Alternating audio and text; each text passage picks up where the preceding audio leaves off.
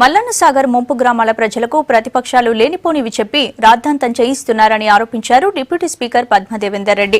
4 జిల్లాలకు సాగునీటిని ప్రాజెక్టు అందిస్తుందన్నారు.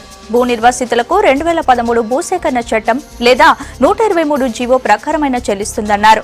అమ్మకం ధర కంటే 3 రెట్లు ఎక్కువ రేటు ఇవ్వడంతో పాటు అర్హులకు డబుల్ బెడ్రూమ్ ఇల్లు కూడా మంజూరు చేస్తామని చెప్పారు డిప్యూటీ స్పీకర్.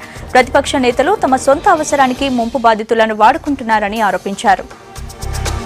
అయ్యేవై ఇండ్లు ఇవ్వమని ఉంది, అది కూడా చాలా లెంతీ ప్రొసీజర్. అదైనా సరే మీకు ఇంప్లిమెంట్ చేయడానికి ప్రభుత్వం సిద్ధంగా ఉంది. 123 జీవో ఎంఎస్ నెంబర్ 123 ప్రకారం అయితే ఇమ్మీడియట్గా డబ్బులు ఇచ్చే అవకాశం ఉంది.